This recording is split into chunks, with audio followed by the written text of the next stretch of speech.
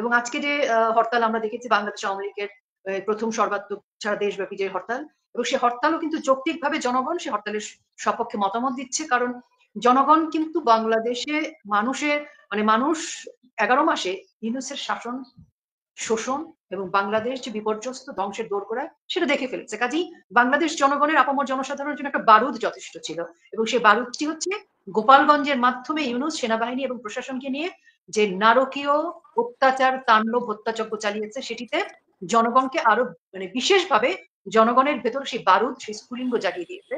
এবং আজকে যৌক্তিকভাবে সেই হরতালের সপক্ষে জনগণের সেই আমরা দেখছি সমস্ত জায়গায় জনগণ রাস্তায় নেমে এসেছে। জনগণের এক ধরনের সমর্থন রয়েছে। ইতিমধ্যে কিন্তু আমরা দেখেছি প্রায় 70 থেকে 75% মানুষ ইউনূসের নির্বাচনের যে লুকোচুরি খেলা সেখানে মতামত দিয়েছে যে যদি বাংলাদেশ আওয়ামী লীগকে নির্বাচনে অংশগ্রহণ করতে না দেওয়া হয় তাহলে 75% মানুষ নির্বাচনে ভোটমুখী হবে না, নির্বাচন কেন্দ্রে যাবে না। ভোট কেন্দ্রে যাবে না। তো সেই ক্ষেত্রে আমি মনে করি যে প্রথম পর্বে আমি আলোচনা এখানে শেষ করতে চাই যে আজকে সারা পৃথিবীতে আন্তর্জাতিকভাবে বিভিন্ন মানবাধিকার সংস্থা সহ সকল ক্ষেত্রে আমরা গণমাধ্যমে দেখেছি, যদি বাংলাদেশের গণমাধ্যম এখনো সম্পূর্ণ স্বাধীন না, কিন্তু আন্তর্জাতিক গণমাধ্যমে উল্লেখযোগ্যভাবে এটা প্রকাশিত যে বাংলাদেশে ইউনূস এবং সেনাবাহিনী সহ নারকীয় হত্যাযজ্ঞ চলছে, যেটা পৃথিবীর ইতিহাসে নজির। জি, আমি একটু আবার এখন একটু সাংবাদিক কাছে জানতে চাই যে সর্বশেষ যে এই আন্দোলনের বা হরতালের যে পরিস্থিতি রয়েছে, আবার আপনার কাছে সর্বশেষ যে খবরটা আছে একটু আমাদেরকে বা দর্শককে একটু জানাবেন যে বিভিন্ন জায়গাতে আমি দেখেছি, আমরা মনে হয় আর একটু এটাও দেখতে পারি, এই কুমিল্লা ভিডিওটা দেখতে পারি যেখানে একটা ভালো মিছিল হচ্ছিল, সেখানে পুলিশ হানা দিয়ে বেশ কিছু নেতাকর্মীকে অ্যারেস্ট করেছে। আমরা একটু এই মিছিলটা একটু দেখি।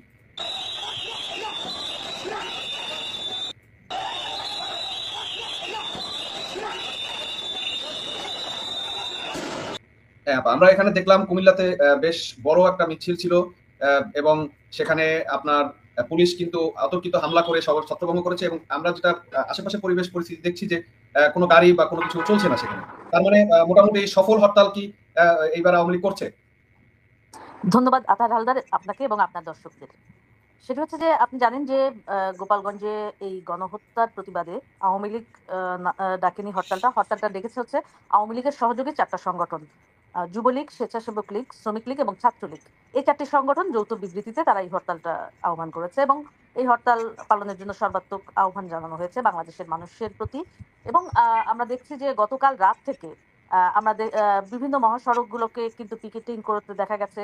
এই প্রথম আওয়ামী লীগের কর্মীরা মাঠে নেমেছে, এবং আমরা দেখলাম যে বেশ কয়েকটি মহাসড়ক বন্ধ করে দিয়েছে। ঢাকা গোপালগঞ্জ, তারপরে সিলেট, ঢাকা সিলেট, এবং এছাড়া চট্টগ্রাম, রাজশাহী, বেশ কয়েকটি জেলায় দেখেছি যে তারা মহাসড়কগুলো পিকেটিং করে গতকাল রাত থেকেই কিন্তু বন্ধ ছিল। তারপরে সকাল থেকে আমরা দেখলাম যে আপনি দেখেছেন যে কুমিল্লার একটা বেশ তারা কিন্তু মিছিল করছিল, তারা কিন্তু তাদের হাতে কিছুই ছিল না, কিন্তু পুলিশ যেভাবে অতর্কিত যে লাঠিচার্জ করে সেখান থেকে 10 জনকে ইতিমধ্যে আটক করেছে। তো মানে কি ভয়ঙ্কর অবস্থা, আপনি চিন্তা করেন যে কি দেশ, এখন মিছিল মিটিংও করা যাচ্ছে না। তো এখন একটা রাজনৈতিক দল, এতক্ষণ আমরা যখন এনসিপির বিষয় নিয়ে দেখলাম যে টেলিভিশনগুলোতে আমাদের সুশীলরা, সাংবাদিক বড় ভাইয়েরা খুব মানবাধিকার এবং তাদের রাজনৈতিক অধিকার এসব নিয়ে কথা বলতে দেখলাম, যে তাদের এনসিপির রাজনৈতিক অধিকার, সেখানে তাদের এই অধিকারে কেন হস্তক্ষেপ করা হলো, তাহলে আজকে কেন এই যে রাজনৈতিক দল আওয়ামী লীগ, বাংলাদেশের সবচেয়ে পুরনো দল, সেই দলের কর্মসূচি, আওয়ামী লীগের কর্মসূচি না, আওয়ামী লীগের সহযোগী সংগঠনের কর্মসূচি, তাহলে তাদের রাজনৈতিক অধিকার কেন হরণ করা হচ্ছে? এই প্রশ্নটা তো এই অবৈধ দখলদারের কাছে আসলে করে লাভ নাই, যারা এভাবে গণহত্যা চালায়। আপনি দেখেছেন যে বিদেশি গণমাধ্যমগুলোতে কিভাবে এই বিষয়গুলি এসেছে, দ্য গার্ডিয়ান এটি রিপোর্ট করেছে, রয়টার্স এবং আল জাজিরা সহ বেশ বড় বড় সংবাদ মাধ্যমে আমরা রিপোর্টগুলো দেখেছি কিভাবে সেখানে সেনাবাহিনী সরাসরি গুলি করে সাধারণ মানুষকে, নিরস্ত্র মানুষকে হত্যা করেছে। এই ঘটনা আমরা কখন দেখেছিলাম? সেই 71 সালে। এরপরে তো অনেকগুলো সরকার পরিবর্তন হয়েছে, এভাবে কেউই কোনো সরকারের সময় সেনাবাহিনী এইভাবে গুলি করতে দেখা যায়নি। তো এই অবৈধ দখলদার এবং এই জঙ্গিদের সঙ্গে নিয়ে ইউনূস সরকার এখন আমাদের এই যে অনেকে দেখছি যে সামাজিক যোগাযোগ মাধ্যমে লিখছে যে এটি বাংলাদেশ সেনাবাহিনী, এটা পাকিস্তানি সেনাবাহিনী। তো পাকিস্তানি বাহিনী আসলে এখন আমারও সেটা বলতে ইচ্ছে করছে যে পাকিস্তানি বাহিনী দিয়ে বাংলাদেশের মানুষের উপর যে অত্যাচার নির্যাতন চালাচ্ছে, তাহলে এই সুশীলরা এবং এই যে গণমাধ্যমগুলো আপনি এখন দেখবেন যে টক শো যা কিছু হচ্ছে, সব হচ্ছে যে তারা কেন সমাবেশ করতে পারবে? ঠিক আছে, তারা সভা সমাবেশ করবে, এখানে তো কারোর কোনো বাধা নাই, প্রত্যেকেই করবে, কিন্তু তাহলে আওয়ামী লীগের লোকজন কেন করতে পারবে না? তাদের ইয়েতে কেন হস্তক্ষেপ করবে? তারা কি বাংলাদেশের জনগণ না? তারা কি পূর্ব পাকিস্তানের কেউ? এখন তো পূর্ব পাকিস্তানের জনগণ যারা এখন সরকার চালাচ্ছে তারাই কিন্তু, আপনি দেখেন যে বাংলাদেশের মুক্তিযুদ্ধের প্রতিটা জিনিস তারা ধ্বংস করছে। কেন করছে? তারা বাংলাদেশকে পাকিস্তানি ধারায় ফিরিয়ে নিয়ে যাচ্ছে এবং সেইভাবেই তারা এই বাংলাদেশের মানুষের কণ্ঠ রোধ করে বুটের তলায় পিষ্ট করে এখন যে স্ট্রিম রোলার চালাচ্ছে, তারা আসলে আইয়ুব খানের শাসনামলকেও মানে ফেল মারছে আমরা যেটা দেখছি। তো হরতাল যেটা হচ্ছে যে বাংলাদেশের মানুষ কিন্তু মাঠে নেমে গেছে ইতিমধ্যে, গোপালগঞ্জ থেকেই শুরু হয়েছে এবং অনেকেই বলেছেন যে যে আগুন গোপালগঞ্জে আপনি ধরিয়ে দিয়েছেন সেটা কিন্তু এখন সারা দেশেই ছড়িয়ে যাবে। আপনারা দেখেছেন যে গতকালকে এনসিপির জনসভা করতে পারেনি চকরিয়াতে, সেখানে কই সেনাবাহিনী তো সেখানে পাঠানো হয়নি, পরবর্তীতে সেখানে 144 ধারাও জারি না হয়নি, আপা, তাদেরকে সেখানে তো ট্যাঙ্কের মধ্যে সেখানে করেও আনা হয়নি। না, সেখানে সেনাবাহিনী গিয়েছে, কিন্তু সেনাবাহিনী কই? ওখানে তো গুলি করলো না, ওখানে তো গুলি করে মানুষ মারলো না। সেটাই বলছে যে সেখানে, এবং আজকে দেখলাম চট্টগ্রামে তাদের সমাবেশ, সেখানে ডগ স্কোয়াড দিয়ে তাদেরকে নিরাপত্তা দেওয়া হচ্ছে। কেন? তারা কি রাষ্ট্রের কোনো কেউ? তাদের জন্য রাষ্ট্রীয় বাহিনী কেন এই ভাবে তাদের ব্যবহার করবে? রাষ্ট্রীয় বাহিনী এবং রাষ্ট্রীয় নিরাপত্তা তারা পাবে। তারা কি সরকারের কেউ? বাংলাদেশের জনগণ কি তাদেরকে ভোট দিয়ে বানিয়েছে? এই প্রতিটা বিষয়ের বিচার বাংলাদেশের মাটিতে কিন্তু হবে। যখন হ্যাঁ, পরিবেশ আসবে তখন প্রত্যেকটা ঘটনার, বাংলাদেশে যখন সঠিক বিচার, ন্যায় বিচার প্রতিষ্ঠা হবে, এই সব ঘটনার প্রত্যেকটা ঘটনার বিচার কিন্তু হবে, আজ হোক কাল হোক, টুডে অ্যান্ড হ্যাঁ, টুমরো, আপা, এর বিচার আমি কিন্তু আমি বাংলার মাটিতে কিন্তু আমি হবে। আশা রাখি অবশ্যই বিচার হবে। আমি এখন একটু আবার একটু রোকেয়া প্রাচী আপনার কাছে যাবো।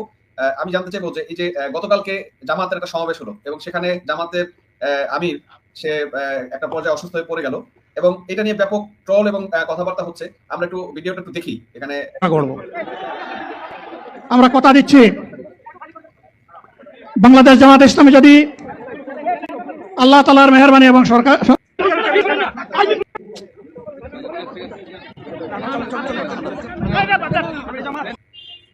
আপা আপনি দেখলেন এবং এটা নিয়ে আসলে অনেক ধরনের কথা হয়েছে যে কেউ বলছেন মানে এটা একটা নাটক করা হয়েছে কিনা, অনেকে বলছেন নাটক, অনেকে বলছেন নাটক না। তবে আমার কাছে একটা জিনিস মনে হয়েছে যে 71-এ যে রেসকোর্স ময়দানে স্বাধীনতার ঘোষণা হয়েছিল, সেই রেসকোর্স ময়দানে একটা রাজাকার বক্তব্য দিবে, রাজাকারের সর্দার বক্তব্য দিচ্ছে, হয়তো সৃষ্টিকর্তা এটা মেনে নিতে পারছে কিনা, এই কারণে এরকম কিনা, মানে আমার প্রশ্ন হচ্ছে এটা ভিন্ন মত থাকতে পারে আপনার দৃষ্টিতে, আপনি যদি একটু বলেন।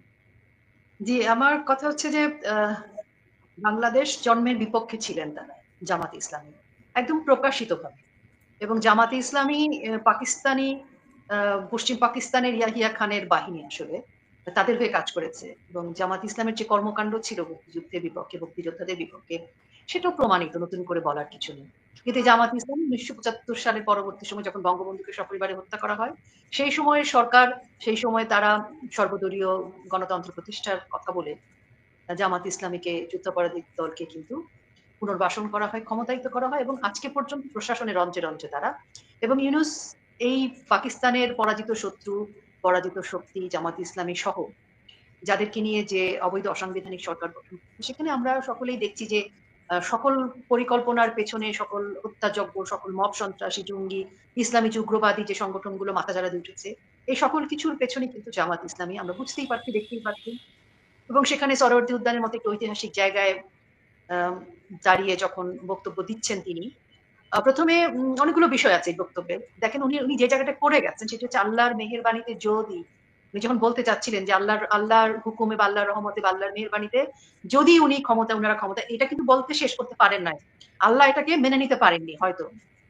তারপর যখন পড়ে গেলেন, আমরা টেলিভিশন স্ক্রিনে, টেলিভিশন তো আর দেখার সৌভাগ্য হয় না, মোবাইল স্ক্রিনে যখন দেখছিলাম যে নিউজে পড়ে গেছে, তখন আমরা ভাবলাম যে আল্লাহ কিছু একটা স্বাভাবিকভাবে। কিন্তু ওনার পেছনে বড় করে নিউজটা যখন আপনারা দেখবেন, পেছনে প্রথম সারির টেবিলে বসায় একজন, আমি নাম উল্লেখ করছি না, সে হাসছে, হেসে দিয়েছে।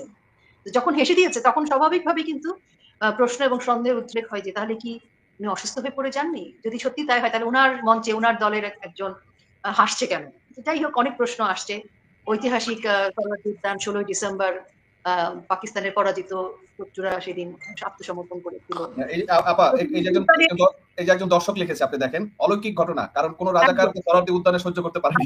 জায়গাতে আসি, এই যে 16ই ডিসেম্বর পরাজিত শত্রুকে আত্মসমর্পণ করে বিদায় নিতে হয়েছে। এবং এই এই এখানে ধরেন জামাত ইসলামী মানে রাজাকার, যুদ্ধাপরাধী আল বদর আল শামস, সেই সকল মানুষরা সেখানে দাঁড়িয়ে আস্ফালন দেখাচ্ছে। এটা মুক্তিযুদ্ধের বাংলা, মুক্তিযুদ্ধের মাটি, এটা বঙ্গবন্ধুর বাংলা। এই বাংলায় 30 লাখ শহীদের বুকের তাজা রক্ত মিশে আছে। এখানে মুক্তিযোদ্ধাদের পায়ের পদচারণা মিশে আছে। এখানে যুদ্ধাপরাধীর দল দাঁড়িয়ে আস্ফালন করবে।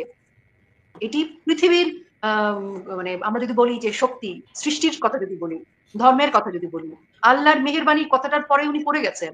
আল্লাহও সহ্য করেন নাই সম্ভবত। তো কাজে এটা অলৌকিক বলি, এটাকে কোনো স্পিরিচুয়াল পাওয়ার বলি, প্রকৃতির কার্মা বলি, যেটাই বলি না কেন, যে বাংলায় এরকম একটি জায়গায় তাদের আস্ফালন প্রকৃতিও মেনে নিতে পারে। এটা একটা ইশারা, যে এই ইশারায় যদি তারা কিছু বোঝে তো বুঝলো। তবে আমি এই জনসমাবেশের বিষয় নিয়ে একটু রাজনৈতিক একটা কথা বলতে চাই। সেটি হচ্ছে জামাত ইসলামী কিন্তু এই সমাবেশ করবার জন্য তাদেরকে সেনাবাহিনীর বাস দিয়েছে, কথাটা মনে রাখতে হবে। এবং 2টো ট্রেন তাদেরকে দেওয়া হয়েছে যাতায়াতের জন্য, এবং যাতায়াতের বিভিন্ন জায়গা থেকে আসা যাওয়ার পথে তারা ট্রেনের যাত্রীদের সাথে কি আচার ব্যবহার করেছে সেই তথ্য প্রমাণ কিন্তু রয়েছে। এবং সর্বোচ্চভাবে ইউনূস এবং সেনাবাহিনীর যে প্রোটোকল, যে সমর্থন তারা পেয়েছে, আবার সেনাবাহিনীর বাসও ব্যবহার করেছে তারা। আমি সে কথা বলেছি, সেনাবাহিনীর বাস ব্যবহার করেছে। তো এবং প্রোটোকল যে পেয়েছে সেটি কিন্তু নজিরবিহীন বাংলাদেশের ইতিহাস 1971 সালের পরে। হ্যাঁ, তাদের যুদ্ধাপরাধী দল পার্লামেন্টে গেছে, তারা সংসদে গিয়ে ক্ষমতায়িত হয়েছে, তারা পুনর্বাসিত হয়েছে, প্রতিষ্ঠান করেছে, ব্যবসা বাণিজ্য করেছে, কিন্তু সরাসরি সেনাবাহিনীর প্রোটোকল, সেনাবাহিনীর বাস ব্যবহার করা, তাদেরকে ট্রেন বরাদ্দ দিয়ে দেওয়া, এই যে বিষয়গুলো খুব দৃষ্টিকটু। এবং এই যে জামাত ইসলামের এই যে বড় সমাবেশটি হলো, এর মাধ্যমে কিন্তু জাতীয় এবং আন্তর্জাতিক পর্যায়ে একটি বার্তা চলে যায় যে বাংলাদেশ এখন কাদের দখলে, বাংলাদেশ কোন শক্তি বাংলাদেশকে নজিরবিহীন হত্যাযজ্ঞ, ধ্বংস, মব সন্ত্রাসের দিকে নিয়ে যাচ্ছে, আগুন সন্ত্রাসের দিকে নিয়ে যাচ্ছে, বাংলাদেশে ইসলামী উগ্র জনগোষ্ঠীর উত্থান, সেটির যে প্রমাণ। বাংলাদেশে যে এখন এই যে সাম্প্রদায়িক উগ্র শক্তি বাংলাদেশে এখন মানে শোষণ করছে, শাসন করছে, নেতৃত্ব দিচ্ছে, বাংলাদেশের সরকারকে পরিচালিত করছে, এবং ইউনূস এবং জামাত ইসলাম এরা যে একজোট, এটি কিন্তু আন্তর্জাতিকভাবে বার্তাটি চলে যায়, যেটি বাংলাদেশের ইমেজের ক্ষেত্রে আমি মনে করি অত্যন্ত হুমকিস্বরূপ। এবং পৃথিবীর মানুষের কাছে, মানবাধিকার সংস্থাগুলোর কাছে কিন্তু এটি অত্যন্ত তাৎপর্যপূর্ণ একটি বিষয় যে বাংলাদেশে এই মুহূর্তে যাদের দেখছি আমরা, জামাত ইসলামের যে সমাবেশ দেখা গেল, এর মধ্য দিয়ে বাংলাদেশ সম্পর্কে কিন্তু পৃথিবীর কাছে একটি মানে একটি কি বলবো এটাকে, ওয়ার্নিং এর মতো, যে এই বাংলাদেশ আগের বাংলাদেশ নেই, যেখানে মানে বিভিন্ন ধর্মের মানুষ নানান ভাবে উৎসব মুখর হয়ে বাংলাদেশের একটা যে ইমেজ, ভাবমূর্তি ছিল, সেটি এখন নেই।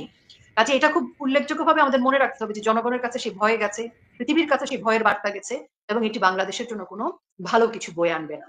আরেকটি কথা বলি, যে বলে না যে দ্বীপ জ্বলে ওঠে নিভে যাওয়ার ঠিক আগ মুহূর্তেই অতিরিক্ত করে জ্বলে ওঠে। তো বাংলাদেশে ইউনূসের শোষণ, জামাত ইসলামীর দৌরাত্ম্য দেখে মনে হচ্ছে এই মুহূর্তে ইয়াহিয়া খান, টিক্কা খানের বাংলাদেশ। এ বাংলাদেশ আমাদের না, মুক্তিযোদ্ধার না। অচিরেই মুক্তিযুদ্ধের বঙ্গবন্ধুর এই বাংলার মাটিতে এদের ঠাঁই হবে না। বাংলার মানুষ এদেরকে প্রত্যাখ্যান করবে অচিরেই। জি বাবা, আমি আর দুইটা জিনিসের সাংবাদিক সাহেব ফারানা, আমি দুইটা জিনিসের কম্পেয়ার আপনাকে ভিডিও দেখাবো। দেখার পরে আপনার কাছে আমার একটা প্রশ্ন থাকবে, আমি একটু ভিডিওটা দেখাই, তারপর আপনাকে বলবো। একটা হচ্ছে, প্রথমত হচ্ছে গোপালগঞ্জে আপনারা দেখেন রাত 1:47 গোপালগঞ্জের এক বাসায় গিয়ে এই যে আর্মি এবং সেনাবাহিনী, পুলিশ, তারা হানা দিচ্ছে।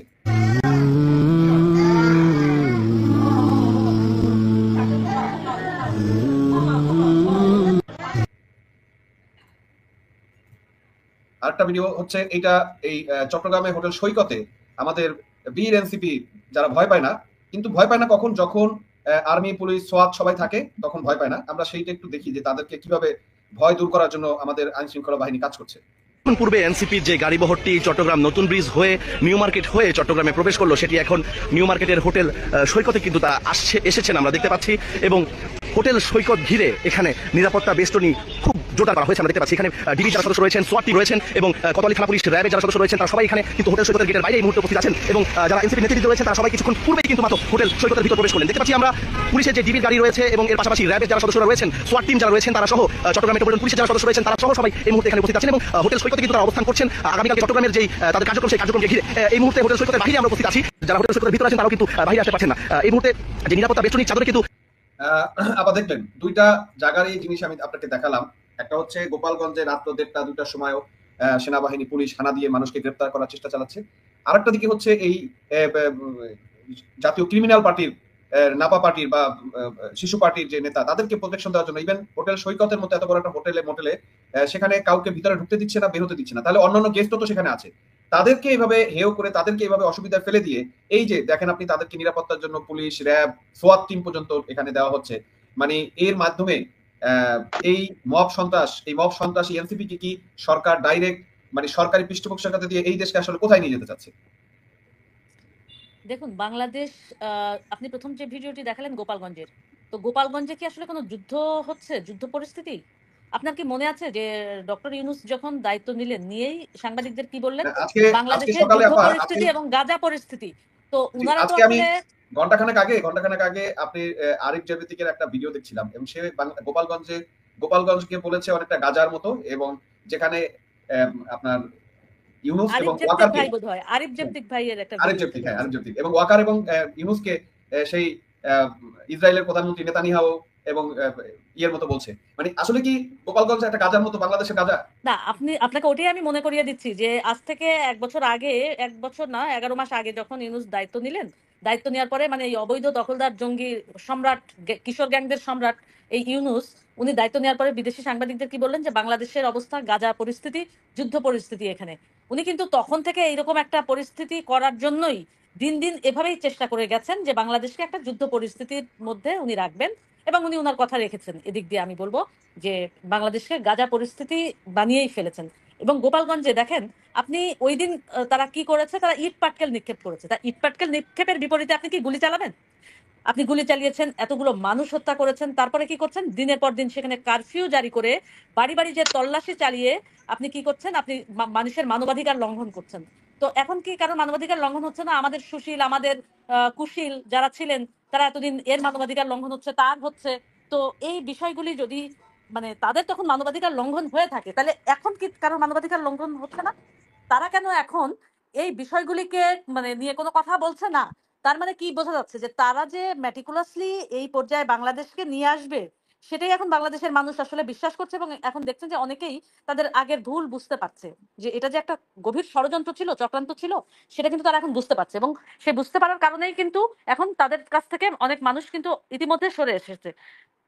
তারপরে যে ব্যবস্থাটা হচ্ছে যে আপনি যদি দেখেন যে এই যে সারা দেশে যে মানুষের কিন্তু যথেষ্ট সমর্থনেই কিন্তু মানুষ নেমেছে মাঠে, এবং হরতাল পালন তারা করছে। এবং এনসিপির যে এই কিশোর গ্যাংদের যে নিরাপত্তা দিচ্ছে পুলিশ, যে রাষ্ট্রীয় বাহিনী কেন তাদেরকে নিরাপত্তা দিবে? তারা কে? রাষ্ট্রের কি তারা? এই বিষয়টা বাংলাদেশের জনগণকে এখন সামনে আনতে হবে। আমাদের আসলে কি, আমাদের জনগণদের এখন উচিত যে এই সরকারকে ট্যাক্স বন্ধ করে দেওয়া।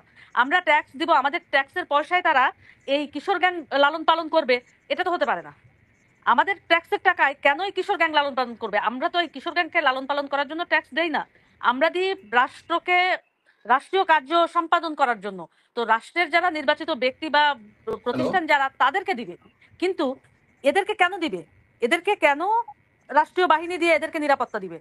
এজন্য বাংলাদেশের মানুষের এখন উচিত ট্যাক্স বন্ধ করে দেওয়া এই সরকারকে। এবং ইতিমধ্যে আপনি দেখেছেন যে প্রবাসীরা তাদের রেমিটেন্স শাটডাউনে গেছে, অনেক জায়গায় ইতিমধ্যে তারা শুরু করে দিয়েছে।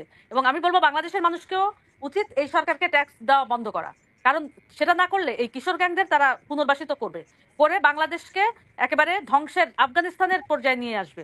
যেহেতু তারা এই পর্যায়ে যাওয়ার মানে কেন আমরা সেটা করতে দিব? আমরা এই সরকারকে অনতিবিলম্বে আমরা সর্বাত্মক মানে অসহযোগিতা যেগুলো আছে সেগুলোই করা উচিত। বাংলাদেশের মানুষের এখন সময় এসেছে ঐক্যবদ্ধ হয়ে এই সরকারের বিরুদ্ধে প্রতিরোধ গড়ে তোলা এবং তাদের ট্যাক্স সবকিছু বন্ধ করে দেওয়া। আমি একটু যুক্ত করতে চাই। কয়েকটা বিষয় আছে, যেমন ধরেন 16 তারিখেই আমরা দেখলাম যে যখন তারা সাজোয়া ট্যাঙ্কের মধ্যে ঢুকলো, সেনাবাহিনীর যে বাংলাদেশে আমরা জানি সেনাবাহিনীর সাজোয়া ট্যাঙ্ক কখন ব্যবহৃত হয়, যুদ্ধ পরিস্থিতি বলে। সেখানে আমরা দেখেছি যে সাজোয়া ট্যাঙ্ক গেছে, যখন তারা গোপালগঞ্জে ঢুকছে তখনই ট্যাঙ্ক নিয়ে গেছে। অর্থাৎ তারা মানসিকভাবে প্রস্তুত ছিল যে আজকে তারা আসলে উস্কানিমূলক কর্মকাণ্ড করবে, তা না হলে শুরুতেই কেন ট্যাঙ্ক তাদের সাথে যাবে। তারপর যখন ট্যাঙ্ক গেল এবং আমরা দেখলাম সেই সাজোয়া যানের ভেতরে করে হাসনাত আব্দুল্লাহ সহ তাদেরকে প্রোটোকল দিয়ে, পাহারা দিয়ে, নিরাপত্তা দিয়ে তাদেরকে নিয়ে আসা হলো। এই সাজোয়া জানে কি সেনাবাহিনীর যে রুলস এন্ড অ্যাক্ট আছে সেখানে কি এরকম সিভিলিয়ান কি ঢুকিয়ে আনতে পারে কিনা, এটি আমার প্রশ্ন। আরেকটি বিষয় হচ্ছে যে এনসিপি একটি অনিবন্ধিত রাজনৈতিক দল, যেটির বয়স এখন 1 বছর হয়নি এবং যার আয় ব্যয়ের হিসাব নিয়ে এখনো নানান রকমের প্রশ্ন আছে। এবং এই দল 1 বছর বয়স হয়নি, নিবন্ধন পায়নি, সেখানে এরকম একটি দল এবং যে ছেলেদের বিরুদ্ধে মব সন্ত্রাস, মব জঙ্গি, মব কিলিং এর প্রশ্ন রয়েছে, তথ্য প্রমাণ রয়েছে সারা বাংলাদেশের মানুষের পক্ষ থেকে। তাদেরকে ইউনূস এবং সেনাবাহিনী কেন ওন করলো এবং তাদের প্রয়োজনে 16 তারিখ রাতে কারফিউ দেওয়া হলো, কারফিউ দিয়ে 144 ধারা জারি করা হলো, বাড়ি বাড়িকে তল্লাশি, গ্রেফতার, হাসপাতাল থেকে আহতদেরকে টেনে হিচড়ে বের করে নিয়ে আসা এবং পরবর্তীতে সেই হরতাল, কারফিউ এবং 144 ধারা বলবৎ রাখার সময়সীমা বাড়ানো। এরপর আমরা নৌবাহিনীর টহল দেখলাম। তো এই যে মানে এবং পাশাপাশি হাসনাত আব্দুল্লাহ, সার্জিস এবং নাহিদ ইসলাম একইভাবে কিন্তু ঢাকা শহর থেকে তারা আবারও তাদের দলের লোকজন সমাধি গোপালগঞ্জকে নিশ্চিহ্ন করে দেয়া, গোপালগঞ্জকে ভেঙে গুড়িয়ে দেয়া, এই উস্কানিমূলক বক্তব্য কিন্তু তারা এখনো দিয়ে যাচ্ছে। সেটি কিন্তু থামেনি। এই যে এনসিপির মতো একটি কয়েকজন জঙ্গি সন্ত্রাসীদেরকে এভাবে সেনাবাহিনী ওন করে, রাষ্ট্র ওন করে জনগণের মুখোমুখি দাঁড় করিয়েছে এবং সেখানে সেনাবাহিনী এবং পুলিশ যেভাবে গুলি করেছে, সেই গুলি করাটা পাটকেলের কাউন্টারে এটি আন্তর্জাতিকভাবে কিন্তু মানবাধিকার লঙ্ঘন এবং এটি অপরাধ। তারপর আমরা দেখলাম পুলিশ একটি ছেলেকে গ্রেফতার করে তাকে কোথায় রাখবে সেই কনফিউশন, এবং সেই গ্রেফতারকৃত অবস্থায় তারা যে ছেলেটিকে অত্যাচার করছে সেটি আমরা দেখলাম এবং তাদের হেফাজতে থাকা অবস্থায় ছেলেটি নির্মমভাবে মৃত্যু হলো এবং তার বুকের উপরে বুট দিয়ে লাথি দেওয়া। এই যে ঘটনাগুলো ঘটিয়ে যাচ্ছে এবং এটা ক্রমাগত ঘটছে। তারপরে গোপালগঞ্জে যারা মৃত্যুবরণ করেছে তাদের ময়নাতদন্ত করতে দেওয়া হলো না।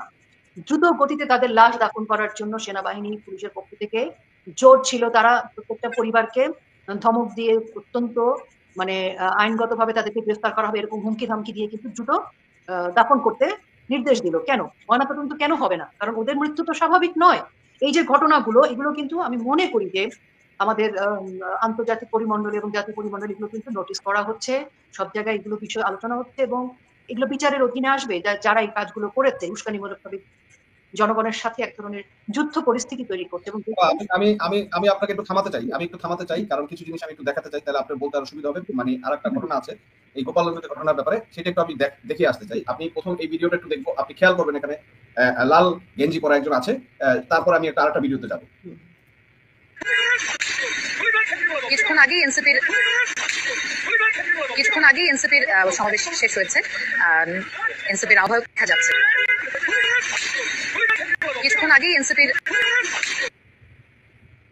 এই ভিডিওতে দেখলেন যে গুলি করার কথা বলছে, হ্যাঁ, এবং সে গালি দিয়ে বলছে গুলি করেন। আমি আরেকটা ভিডিওতে একটু দেখাতে চাই আপনাকে। এই ভিডিওটাতে তারা গাড়িতে যাচ্ছিল, সেখানে তাদের গাড়িতে হামলা হয়েছে এবং তার পরিপ্রেক্ষিতে তাদের যে কথোপকথন, এবং এটা 37 মিনিটের ভিডিও। আমি একটু ভেঙে ভেঙে বিভিন্ন সময় দেখাবো কারণ এখানে গুরুত্বপূর্ণ একটা মেসেজ আছে। সেই জিনিসটা আপনাকে একটু জাতিকে আপনাদের মাধ্যমে আমি দেখাতে চাই। আমার পারবো দেখো আমি চাপা গুলি লাগা আছে ভাই আমার ভাই ওদের কাছে কি প্রোটেকশন এই মুখগুলো চেক দিল না ওরা। এই ছেলেটা হচ্ছে শরীয়তপুর, যেটুকু আমি জেনেছি শরীয়তপুরের সমন্বয়ক বা এনসিপির প্রধান আহ্বায়ক রাকিব। সে সেনাবাহিনীকে গাড়ি থেকে হুকুম দিচ্ছে গুলি করেন। তারপরে আবার একটু যাচ্ছি আমরা, এই দেখেন আমার উপরে হামলা করে আমার পায়ের মধ্যে পর্যন্ত লাগে। আপনারা একটু গুলি না করে দাঁড়াতে তামাশা দেখেন, দেখলেন আপা? হ্যাঁ, গুলি না করে তামাশা দেখছেন। তার মানে এই এনসিপি দের কথোপকথনে আমরা আসলে এই ভিডিওটা অনেক বড়, সবটুকু দেখাতে পারছি না কারণ ভিডিওটা আমার কাছে আছে।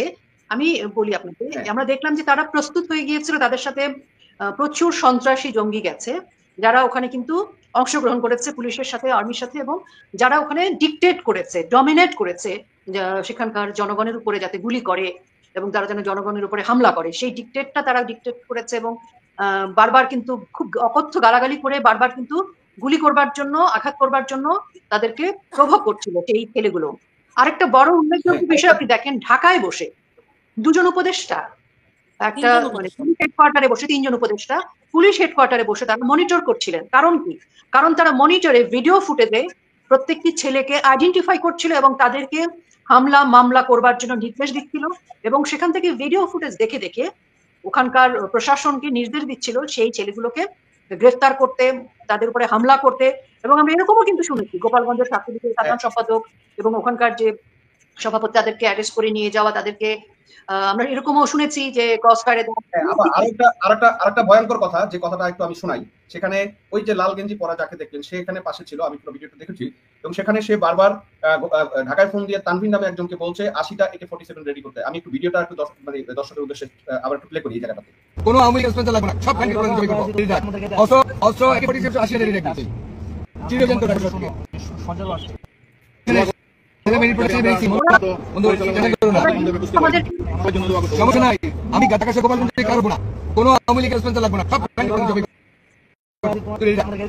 অস্ত্র AK-47 80 রেডি রাখছি শুনলেন অস্ত্র AK-47 সহ ওরা 80টা কিন্তু খেয়েছে ওখানে গিয়ে গ্যাঞ্জাম হোক, গ্যাঞ্জাম করবে সেই প্রস্তুতি ওরা নিয়ে গেছে এবং এই গ্যাঞ্জামটাকে ওরা আরো ছড়িয়ে দিতে চায় সেই প্রস্তুতি তারা নিয়েছে এবং সেটার আলামত কিন্তু আমরা ভিডিওতে বিভিন্ন ফুটেজে আমরা দেখেছি।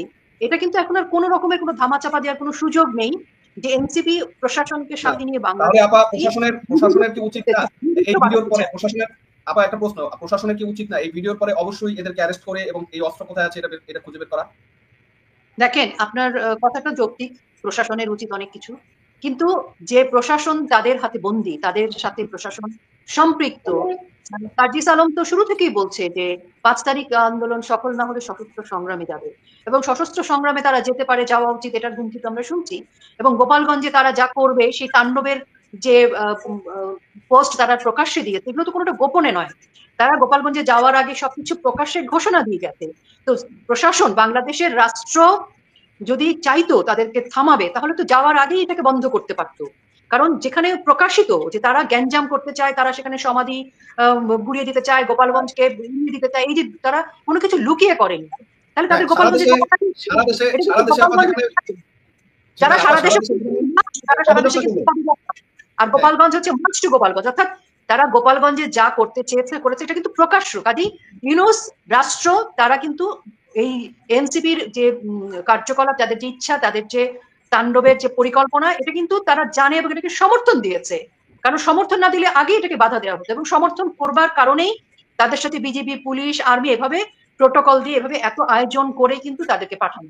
এবং আমরা সব রকমের আয়োজনই দেখছি, সেখানে স্ট্রেট পুলিশ গুলি করতে পারে না এবং সেখানে পুলিশের যে বডি ল্যাঙ্গুয়েজ আমরা দেখেছি গুলি করা, সেটা তো ওই বডি ল্যাঙ্গুয়েজ তো মানে কিলিং পজিশনের বডি ল্যাঙ্গুয়েজ, এগুলো সব কিন্তু প্রমাণিত। এখন আর এরকম না যে সরকার কেন ব্যবস্থা নিল না বা সরকারকে আমরা নিন্দা জানাই, এ সরকারকে নিন্দা জানিয়ে কোনো লাভ নেই, এ সরকারের কাছে বিচার চেয়ে কোনো লাভ নেই, কারণ এ সরকার নিজেই এই গণহত্যার প্রধান ব্যক্তি। ইউনূসের ইশারায়, ইউনূসের ইচ্ছায়, সেনাবাহিনীর সহায়তায় এই গণহত্যা ঘটেছে।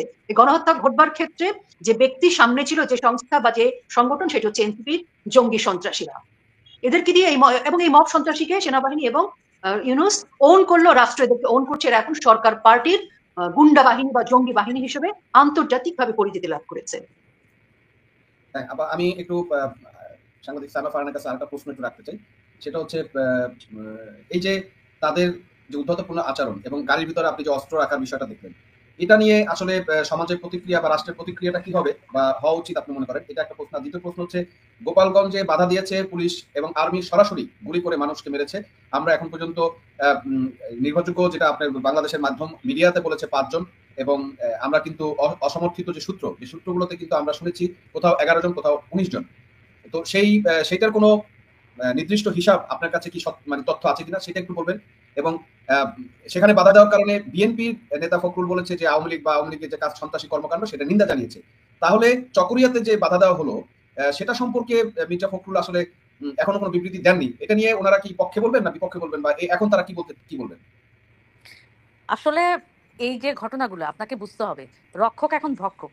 আর এই যে আমাদের দেশপ্রেমিক চৌকিদার বাহিনী, সেই দেশপ্রেমিক চৌকিদার বাহিনীর প্রধানকে নিয়ে যখন রাস্তায় আমরা শুনেছি হাসনাত না ওয়াকার, তারপরেও এই চৌকিদার বাহিনী তাদেরকে চৌকি পাহারা যেটাই বলেন, নাইট গার্ড হয়ে তাদেরকে পাহারা দিয়েই যাচ্ছে।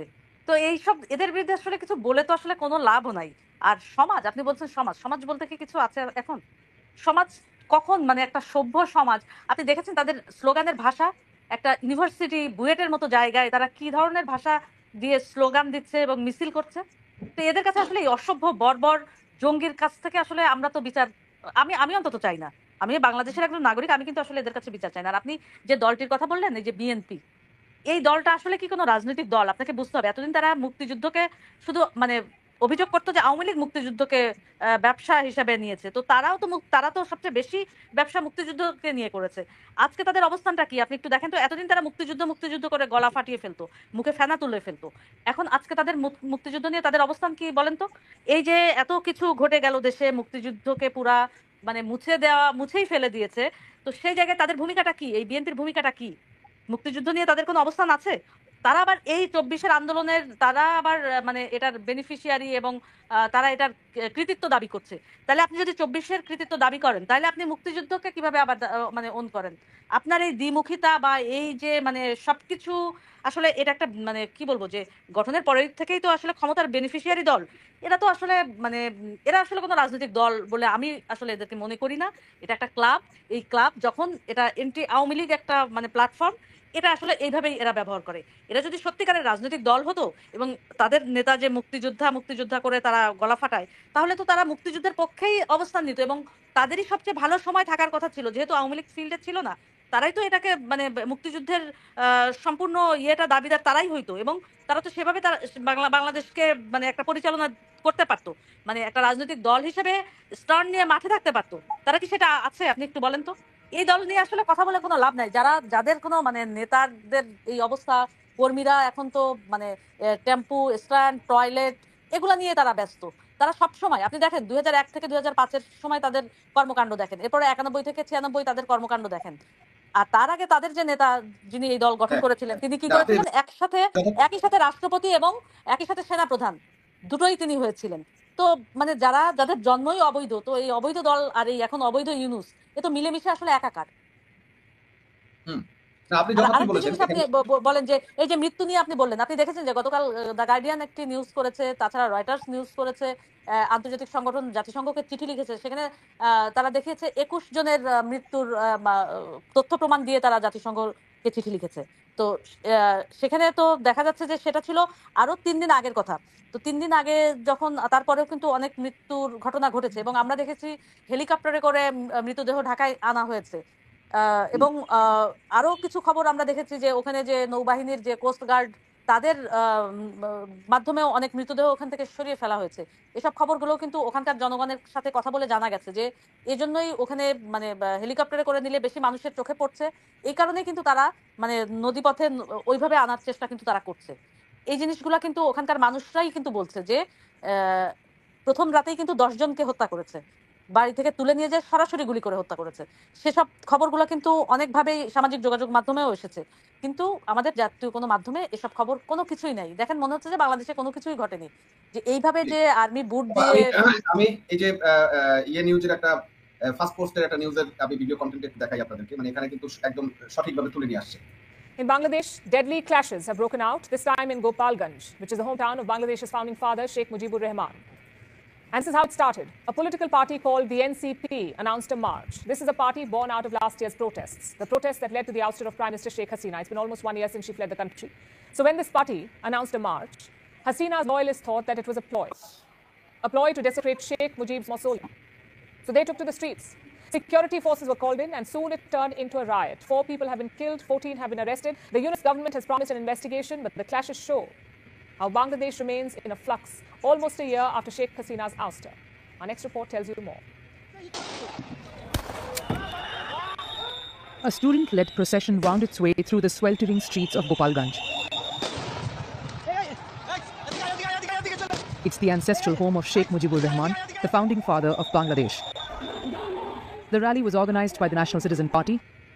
আপনারা দেখবেন আপা, এখানে একটা জিনিস কিন্তু স্পষ্ট, সেটা হচ্ছে যে আন্তর্জাতিক মিডিয়াগুলো কিন্তু একদম সত্যভাবে তুলে নিয়ে আসছে যে যেখানে বঙ্গবন্ধুর জন্মস্থান সেখানে গিয়ে তারা একটা ভ্যান্ডালাইজ করার চেষ্টা করেছে এবং জনগণ এখানে বাধাইছে। এবং সবচেয়ে বড় স্পষ্ট হচ্ছে এখানে সাধারণ জনগণের হাতে বড় জোর ইট পাটকা ছিল বা লাঠি ছিল, তারা তো কোনো অস্ত্র চার্জ করেনি, তারা কোনো গুলি করেনি। কিন্তু আমরা দেখলাম সেনাবাহিনী এবং পুলিশ মানে নিদারুণ ভাবে একটার পর একটা গুলি করে যাচ্ছে তারা, এবং টার্গেটেড করে গুলি করে যাচ্ছে।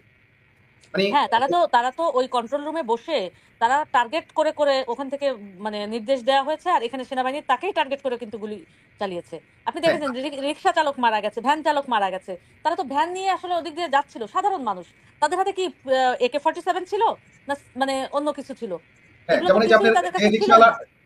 ভ্যান চালক যে আপনার রমজান আলীকে মারা হলো, মানে কি নৃশংসভাবে, মানে তাকে ফেলে টেনে হিসেবে মানে সে মারা যাচ্ছে সেই অবস্থায় তাকে গলায় পাড়া দিচ্ছে। মানে এই যে ভয়ঙ্কর মানে ব্যাপার যে এইভাবে মারাটা, আমরা একটু এই যে আল জাজিরা রিপোর্টটা দেখি, এবং এখানে কিন্তু ওই যে মৃত ছেলেটার বাবার একটা সাক্ষাৎকারও নিয়েছে, সে কি বলেছে আপনি দেখেন, কতটা সাধারণ মানুষকে এখানে ধরে মেরেছে। আমরা এই রিপোর্টটা দেবো, এই রিপোর্টটার পরে আমার এই রিপোর্টটার উপরে দুজনের কাছে একটু থাকবে, আমার বিশেষ করে প্রাচী আপনার কাছে থাকবে যে এই রিপোর্টের আঙ্গিকে এর পরিপ্রেক্ষিতে আপনি আপনার মতামতটা একটু উল্লেখ করবেন। এটা আপনার আমি একটু শুনি আগে রিপোর্টটা। broke out in Bangladesh on Wednesday when security forces confronted supporters of former Prime Minister Sheikh Hasina. A student-led party formed after last year's uprising, which ousted Hasina, marched towards her hometown Gopalganj, a stronghold of her party, Awami League. Sohail Mullah, a young shop owner, was shot and killed. His uncle said he wasn't even involved in politics. He just got caught up in the chaos. My son called me from the railway station and told me Sohail had died in the violence. I advised my son to stay where he was and not move, as the situation was growing more volatile. Footage shows crowds of people armed with sticks attacking police officers, touching vehicles, and assaulting members of the National Citizen Party. What began as a peaceful commemorative rally quickly spiraled into violent street battles. Authorities imposed curfew in the district, but with protests spreading across the country and political parties blaming one another for the unrest, Bangladesh is on edge. Gopalganj is a politically sensitive area. It's where Sheikh Mujibur Rahman, the first president of Bangladesh, and Hasina's father is buried. Awami League supporters say they're regularly attacked and intimidated and have nowhere to exercise their right to protest because of all activities of the party and its affiliates are banned. The situation in Gopalganj is tense and dangerous. The curfew has been extended. Security forces are going door to door, harassing and intimidating people. Even women aren't spared. The office of the interim leader, Muhammad Yunus, released a statement condemning the attack as a shameful assault on basic rights that will not go unpunished. No matter how many obstacles, attacks or violence the Awami League unleashes, members of the National Citizen Party will continue their rallies. Home Affairs advisor Jahangir Alam Chaudhry says law and order has been restored in Gopalganj. But analysts say that as Bangladesh navigates a volatile political landscape, the violence raises questions about reconciliation, accountability, and the way forward ahead of general election scheduled for April next year. Sanbik Chaudhry, Al Jazeera, Dhaka. আবার শুনলেন, মানে উনি সর্বশেষ একটা সন্দেহ প্রকাশ করেছে ইউনূস সরকারের মন্তব্য যে সঠিক না, প্লাস নির্বাচন যে আসলে অ্যাকাউন্টেবিলিটি বা রিকনসিলিয়েশন হবে এই ধরনের কোনো সম্ভাবনা উনি দেখছে না। এবং সর্বোপরি আমরা জিনিসটা দেখলাম যে এই যে ছেলেটা মারা গেল, সে দোকান চালাতো এবং সে একটা সাধারণ ছেলে, তাকে উইদাউট কোনো প্রশ্ন ছাড়া, উইদাউট একটা জাজমেন্ট ছাড়া তাকে হত্যা করা হলো। এবং এই বৃদ্ধ বাবা দুঃখ করে বলতেছে, মানে এত নৃশংসতা এই গোপালগঞ্জের, মানে কেন এই গোপালগঞ্জে কেন? আমরা যে আলোচনা করলাম আন্তর্জাতিক সংবাদ সংস্থাগুলো কিন্তু সেই আলোচনার সাথে কিন্তু কাছাকাছি। আমরা যে তথ্যগুলো দিচ্ছি এবং আন্তর্জাতিক সংবাদ সংস্থা কিন্তু সেই রকম সত্য বস্তুনিষ্ঠ সংবাদটাই পরিবেশন করছে। এবং এই ঘটনা ঘটার সাথে সাথে কিন্তু আমরা দেখলাম যে হান্নান মাসুদ বললো যে যারা যে একটা জেলায় নেতাদেরকে নিরাপত্তা দিতে পারে না তারা কি করে নির্বাচন করবে, অর্থাৎ নির্বাচনের দিকে ইঙ্গিত দেওয়া হলো যে দেশের সার্বিক পরিস্থিতি, আইন শৃঙ্খলা পরিস্থিতি ঠিক নেই, কাজেই নির্বাচনের পরিস্থিতি নেই।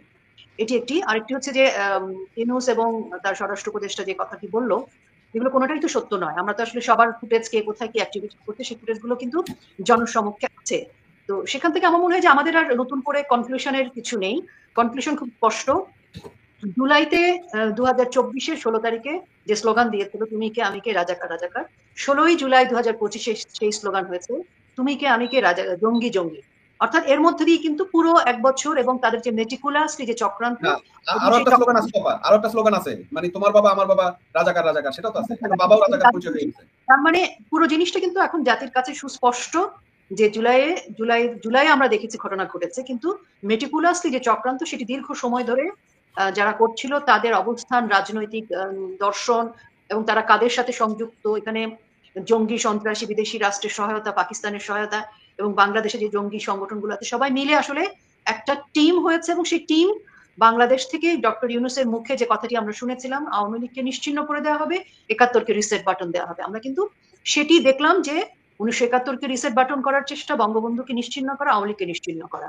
এবং সেই টার্গেট অনুযায়ী তাদের লাস্ট টার্গেট হচ্ছে গোপালগঞ্জ সমাধিস্থল। এবং তারা এখনো গোপালগঞ্জে যেতে চায় বলেই এখনো কিন্তু গোপালগঞ্জে এত অত্যাচার নির্বিচারে এখনো গ্রেফতার হচ্ছে। প্রায় কয়েক হাজার গ্রেফতার হয়ে গেছে, 500-র উপরে নেতা কর্মী সাধারণ মানুষকে খুঁজে পাওয়া যাচ্ছে না, নিখোঁজ আছে। সবকিছু মিলিয়ে আজকে দেশকে যে জায়গাটায় দাঁড় করানো হয়েছে, দাঁড় করিয়েছে ইউনূস এবং সেনাবাহিনীর সহায়তায় তারা মিলে, সেটা কিন্তু আজকে প্রত্যেকটা জেলায় ছড়িয়ে গেছে। এই যে জেলায় জেলায় ছড়িয়ে গেছে মানুষের কাছে, এখানে কিন্তু আওয়ামী লীগের নেতা কর্মী সম্পৃক্ত ব্যাপারটা বললে ভুল হবে। এখানে সাধারণ জনগণের সম্পৃক্ততার পরিমাণই কিন্তু বেশি, কারণ সাধারণ জনগণকে ছাড়া আওয়ামী লীগের লোকজনের রাস্তায় নামা খুব দুর্বিষহ ছিল, কারণ প্রশাসন যেহেতু আওয়ামী লীগের লোকজনের বিপক্ষে। সেই জায়গায় থেকে আজকের যে সমাবেশ দেখছেন, আজকের যে জনসমর্থন, ইউনূসের বিরুদ্ধে যে হরতাল, যে বাধা প্রদান করা হচ্ছে এনসিপিতে, সবই কিন্তু জনগণকে সাথে নিয়ে এখন আওয়ামী লীগের তৃণমূলের কর্মীরা রাজপথ দখল করেছে। এখানে একটা জিনিস আমাদের খুব ভয়ের, আপনি দেখেন এবার যদি গোপালগঞ্জের অত্যাচারটা তারা যদি সফল হয়, তাহলে আমি আপনি আমাদের অস্তিত্ব করতে, আমার বাবার বাড়ি, আমার বাবার কবর তারা নিশ্চিহ্ন করতে চায়, আমার বাবার বাড়িতে গিয়ে তারা জঙ্গি সন্ত্রাসী হামলা করতে চায়, এরকম একটি হুমকির পর বাংলাদেশের কোন দেশপ্রেমিক নাগরিক, কোন বিবেকবান নাগরিক চুপ করে থাকবে? ইউনূস এবং তার যে পরিষদ অবৈধ অসাংবিধানিক সরকার, এবং এখানে যারা আজকে এনসিপির সাথে যারা আজকে একজোট, এনসিপিকে সামনে এগিয়ে দিয়ে তার মাধ্যমে আমাদের উপর যে বাংলাদেশের অস্তিত্বের উপর যে নির্যাতন হচ্ছে, হুমকি হচ্ছে, তারা তো কেউ বাংলাদেশকে ওন করে না, তারা কেউ বাংলাদেশ ৭১-এর পক্ষের না। তারা ১৯৭১ সালে লারকান ষড়যন্ত্র, ইয়াহিয়া এবং সেই সময় আইএসআই এর প্রধান, তারা যে ষড়যন্ত্র করেছিল পাখি শিকারের নামে, বাঙালি শিকারের, তখন আল বদর আল শামস রাজাকার তারা প্রতিষ্ঠা করেছিল হানাদার বাহিনীকে সহায়তা করবার জন্য, পশ্চিম পাকিস্তানের পক্ষে কাজ করবার জন্য। ইয়াহিয়া খান নেই, ইসা খান নেই, সেই সময়ের পশ্চিম পাকিস্তানের সেই হানাদার বাহিনী নেই, কিন্তু আল বদর আল শামস রাজাকার যুদ্ধাপরাধীরা কিন্তু রয়ে গেছে, তাদের সন্তান রয়ে গেছে, তাদের নাতিপুতি রয়ে গেছে। তারা এখন একজোট হয়ে, তাদের সংখ্যা কত হবে? ১৫% সর্বোচ্চ। আমি বিশ্বাস করি যে বাংলাদেশে অন্য রাজনৈতিক দল যাদের মধ্যে মুক্তিযুদ্ধের চেতনা আছে, তারা একসময় না একসময় এদের কাছ থেকে সরে যাবে। তারপরও যদি ধরি 20%, আর বাংলাদেশে 80%-এর মতো বা 75%-এর মতো মুক্তিযুদ্ধের পক্ষে, তাহলে 20%, 25%-এর ভয়ে আজকে যদি 75% মুক্তিযুদ্ধ এবং বাংলাদেশের পক্ষের মানুষ চুপ করে থাকে, যার যার জায়গায় যদি দুর্গ গড়ে তুলে না তোলে, যার যার জায়গায় যদি প্রতিরোধ গড়ে না তোলে, তাহলে যে জিনিসটা শেষ হবে সেটি হচ্ছে আমাদের দেশ বাংলাদেশ ধ্বংস হবে, আমার আপনার অস্তিত্ব বিপন্ন হবে। আমার আপনার অস্তিত্ব মানে হচ্ছে 1971 সাল, আর বাংলাদেশ মানে হচ্ছে বঙ্গবন্ধু শেখ মুজিবুর রহমান। কাজেই আপনার সাথে আমি আরেকটা ইনফরমেশন অ্যাড করতে চাই। সেদিন হচ্ছে এই জুলাইয়ের 1 বছর উপলক্ষে আপনি হান্নান মাসুদ, রিফাত, রশিদ ওরা কিছু সাক্ষাৎকার দিয়েছে, মানে কোথায় কোথায় তারা সেফ জোনে ছিল, তখন সেফ হোমে ছিল। তো সেখানে রিফাত এবং হান্নান মাসুদ বলছিল যে তারা বিহারি ক্যাম্পে আশ্রয় নিয়েছে বা বিহারি ক্যাম্পেও ছিল। তার মানে বিহারি ক্যাম্পে যদি থাকে তাহলে বিহারিরা তাদেরকে টোটাল প্রোটেকশন দিয়েছে, এবং এর মাধ্যমে কিন্তু একটা জিনিস স্পষ্ট যে পাকিস্তানি যে প্রেতাত্মাগুলো এবং লস্করে তৈবা হতে শুরু করে এই যে জঙ্গি বাহিনী, পাকিস্তানের টোটাল রেজিম এখানে জুলাইয়ে এদের পিছনে সম্পূর্ণ কাজ করেছে। এটা কি স্পষ্ট না? দেখেন, সে বিহারি ক্যাম্পের কথা তো বলেছে, সেখানে কিছু বিদেশি দূতাবাসের কথা বলা আছে, কিছু ডিপ্লোমেটের কথা বলা আছে, এবং শিক্ষকের কথা বলা আছে। আসলে রাষ্ট্রদ্রোহিতার মধ্যে যারা ছিল, প্রত্যেক সেক্টরের লোকজন মিলে তারা প্রত্যেকেই একটা গোষ্ঠী হিসেবে দীর্ঘদিনের চক্রান্ত অনুযায়ী তারা কাজ করছে। এখন যদি আমরা নাম ধরে ধরে জায়গাগুলোকে চিহ্নিত করি, কালকে যদি সেই জায়গায় কিছু একটা ঘটে, সেটা বা তারা নিজেরা ঘটিয়ে কিন্তু তখন বলবে যে আমি আপনি এখানে আলোচনা করে সেখানে ঘটনা ঘটিয়েছে। সেই জন্য আমি নামগুলো বললাম না, শুধু এইটুকু বলবো, কতিপয় রাষ্ট্রদ্রোহী যারা বাংলাদেশের না, তারা যে চক্রান্ত করে আছে বাংলাদেশকে জঙ্গি রাষ্ট্রে পরিণত করছে, তাদের কিন্তু উদ্দেশ্য কি জানেন? তারা কিন্তু বাংলাদেশে থাকবে না, তাদের বাংলাদেশের কোনো স্বপ্ন নেই, তারা বাংলাদেশকে বিকিয়ে দিয়ে ধ্বংস করে তারা চলে যাবে। কিন্তু অন্য যারা সেকেন্ড লেয়ার, থার্ড লেয়ারের যারা বাংলাদেশের গাদ্দার, মির্জাফর, তাদের তো বাংলাদেশে থাকতে হবে। কাজে এখনো সময় আছে, তাদেরকে ভাবতে হবে তারা যে সকল রাষ্ট্রদ্রোহী, যে সকল গাদ্দার, মির্জাফরদেরকে, যে সকল আল বদর আল শামস রাজাকারদেরকে যারা সহায়তা করছে, যারা বাংলাদেশকে ধ্বংস করছে, তার নিজের দেশকে, নিজের মায়ের বাড়িকে ধ্বংস করছে, বাবার বাড়িকে ধ্বংস করছে, তাদের কিছু ভাবতে হবে। এখানে আমি আপনার সাথে আপা একটা কথা যোগ করতে হবে। এই বাংলাদেশে যখন জাতির পিতার কবর নিরাপদ না, যখন ধানমন্ডি 32 নিরাপদ না, যখন তারা বুলডোজারদের সমস্ত মুক্তিযুদ্ধের স্থাপনা ভেঙে দেয়, যখন রবীন্দ্রনাথ গুড়িয়ে দেয়, জয়নাল আবেদিন গুড়িয়ে দেয়, যখন বেগম রোকেয়ার মুখে অশ্রাব্য খারাপ কথা লিখে বাংলাদেশের নারীরা যখন গণহারে ধর্ষণের শিকার হয়, শিশুরা সহিংসতার শিকার হয়, বাংলাদেশের সাধারণ নারীরা যখন নিরাপদে অফিস আদালতে যেতে পারে না, শিক্ষা প্রতিষ্ঠানে যেতে পারে না, আপনার আমার বাচ্চারা কিন্তু আজকে শিক্ষা প্রতিষ্ঠানে নিরাপদ না, কোনো শিক্ষা প্রতিষ্ঠান ঠিক নেই। শিক্ষার্থীদের প্রধান হয়ে আজকে ইউনূস কি শিক্ষার্থীদেরকে বলে যে তোমরা রাস্তাঘাট ছেড়ে পড়াশোনা করো? কাজে আজকে বাংলাদেশ যেখানে চলে গেছে, আমার আপনার আমাদের প্রজন্ম এখানে থাকবে। ইউনূস চলে যাবে যে কোনো সময়, কারণ যারা বাণিজ্য করে, ঋণ ব্যবসা করে, যারা বিদেশে থাকে, যাদের বিদেশি পাসপোর্ট, তার বাংলাদেশে আমার আপনার জেনারেশনের জন্য কোনো মায়া দয়া নাই। যে কোনো সময় তারা যে কাউকে বিক্রি করে দিয়ে, গাদ্দারি করে যে কোনো সময় চলে যেতে পারে। কারণ যে মির্জাফর, সে সব সময় মির্জাফর। যে নিজের মাতৃভূমির সাথে গাদ্দারি করতে পারে, সে যে কোনো মানুষের সাথে, যে কারোর সাথে গাদ্দারি করতে পারে। এখন প্রশ্ন আপনার, বিবেক আপনার, বিবেচনা বোধ আপনার, আপনি এই সকল মির্জাফর, গাদ্দার, পাকিস্তানের দোসরদের সাথে থাকবেন না বাংলাদেশের সাথে থাকবেন, বঙ্গবন্ধুর চেতনার বাংলাদেশ, মুক্তিযোদ্ধার বাংলাদেশের সাথে থাকবেন? এই মুহূর্তে সিদ্ধান্ত নিতে না পারলে বাংলাদেশ যেখানে যাচ্ছে, বাংলাদেশ আমার আপনার থাকবে না।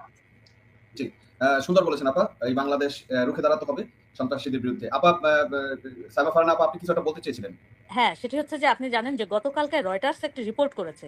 সেই রিপোর্টটা হচ্ছে ট্রাম্প প্রশাসন তার কূটনীতিকদের বিদেশি নির্বাচন নিয়ে মন্তব্য না করার নির্দেশ দিয়েছেন। খুব মজার ব্যাপার, আপনি এই রিপোর্টটি আমি পড়লাম, যেটা দেখলাম যে মার্কিন পররাষ্ট্রমন্ত্রী মার্কো রুবিও মানে তাদের সব দূতাবাসগুলোতে তারা এই মেসেজটাই দিয়েছে যে, এবং সামাজিক যোগাযোগ মাধ্যমেও কোনো দেশের নির্বাচন বা সরকার এসব নিয়ে কোনো প্রশ্ন না তুলতে, এবং যদি সেটা করতে হয় সেটা তারা সেভাবে মানে তারা তাদের মতো করে সেভাবে তারা করবে। আপনি দেখেন যে বাংলাদেশে এই যে ঘটনাবলী, 5 আগস্টের যে ঘটনাবলী, এগুলো তো তাদেরই ডিপ স্টেটেরই ষড়যন্ত্রে হয়েছে। তো তারা এখন এই যে প্রায় 1 বছর পরে এসে তারা এখন কিন্তু এই জায়গাতে তারা এসে দাঁড়িয়েছে, কারণ বিশ্বের রাজনীতি কিন্তু এখন অন্যদিকে যাচ্ছে। এটা আপনাকে বুঝতে হবে।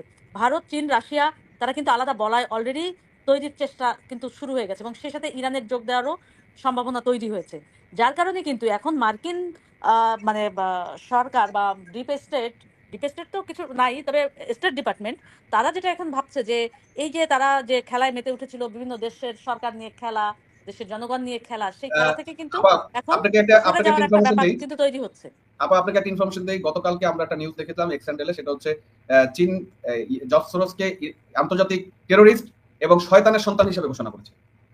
এটি আমি আপনাকে বলছি যে ইন্টারন্যাশনাল পলিটিক্স কিন্তু এখন অন্যরকম হয়ে যাচ্ছে, যার কারণে রয়টার্সের এই রিপোর্টটা আমি পুরোটা পড়লাম, পড়ে আমি দেখলাম যে সেখানে কিন্তু মানে একেবারে ডিটেল ভাবে তারা এই ডিপ স্টেটের বিষয়টা নিয়ে তুলে এনেছে, এবং এই যে পশ্চিমা হস্তক্ষেপ করে যেভাবে তারা মিলে যেভাবে বিভিন্ন দেশকে অস্থিতিশীল করেছে, সরকারকে ফেলেছে, সেই দেশের নির্বাচন নিয়ে প্রশ্ন তুলে সেই দেশ বিতর্কিত করেছে, এই সব বিষয়গুলি থেকে তারা এখন নিজেদের ভুল বুঝতে পেরে তারা কিন্তু এখন নিজেদেরকে সরিয়ে নিচ্ছে। তার কারণ তারা যদি এই খেলায় মেতে থাকে তাহলে তারা নিজেদেরই অস্তিত্ব সামনে টিকবে কিনা আসলে প্রশ্ন কিন্তু সেখানে এসে যাচ্ছে।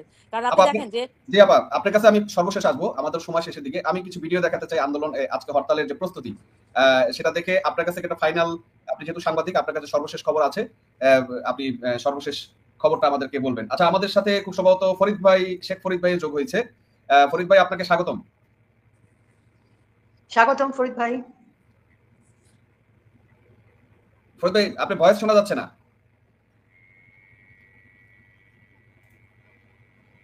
আপনার ভয়েস শোনা যাচ্ছে না ফরিদ ভাই,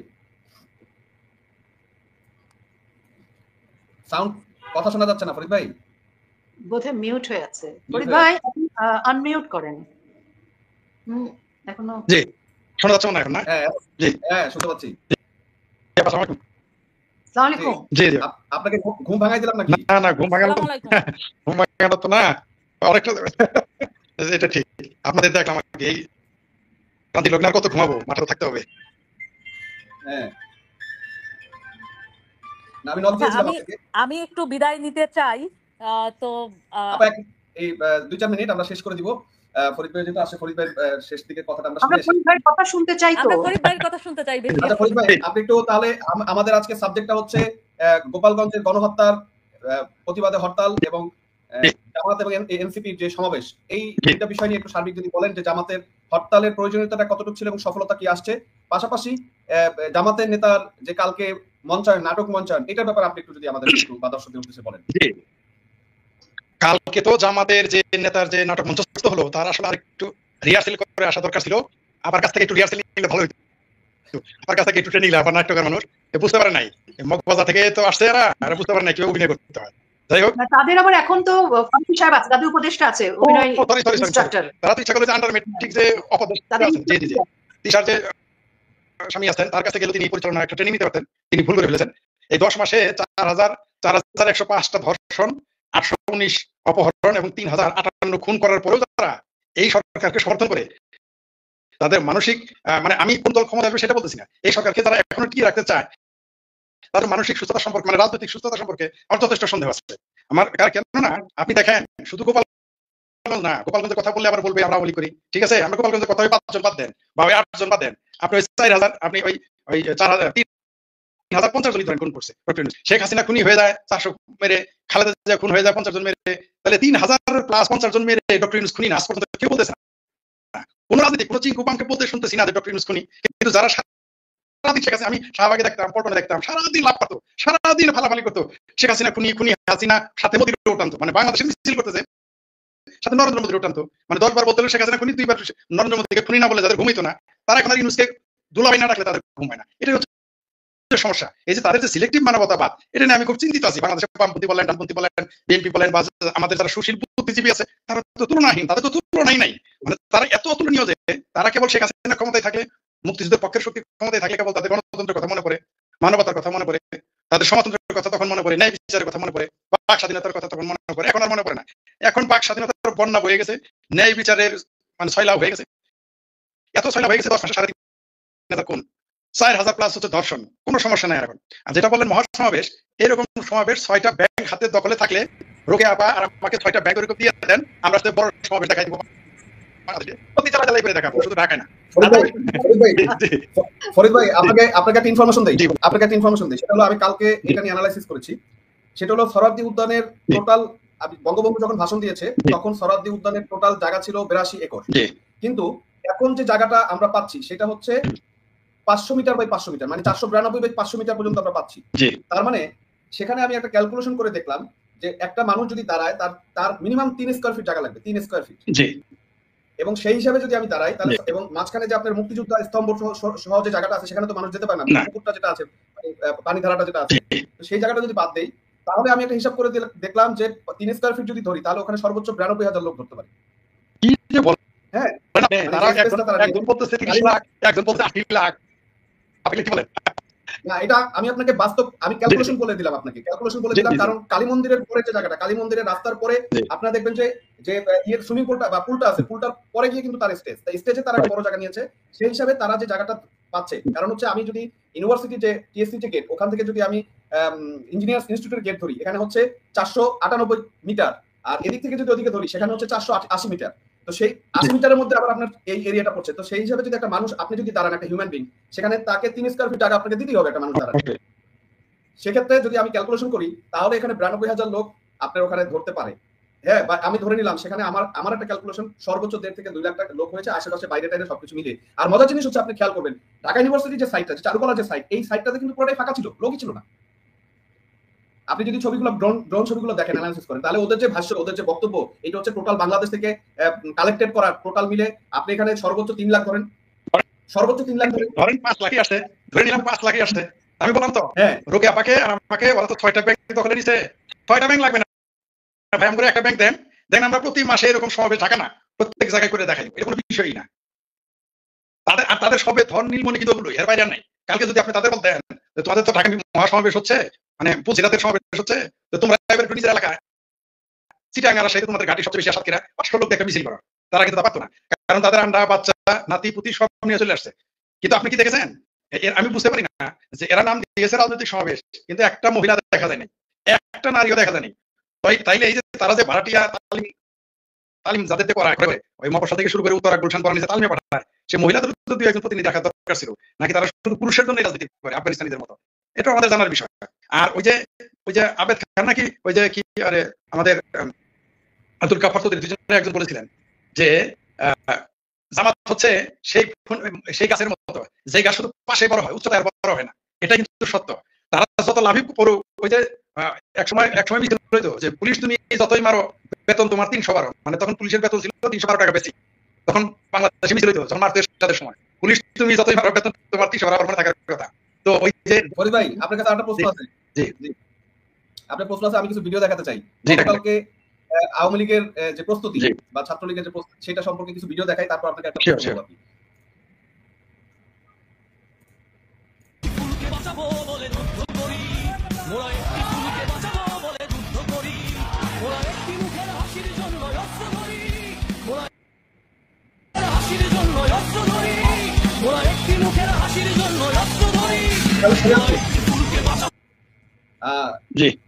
এটা হচ্ছে চট্টগ্রামে আজকে সকালে চট্টগ্রামকে ব্লক করে দেওয়া রাস্তা ব্লক, এই অবস্থা। এবং আমি মনে করি যে এই যে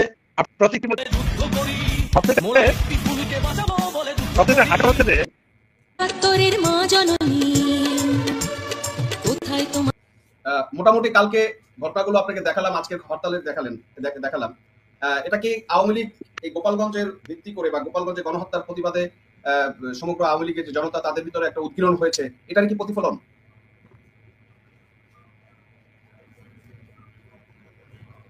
ফরিদ ভাই আপনার নেট, আপনার ওয়াইফাই থেকে দূরে সরে আসছেন মনে হয়।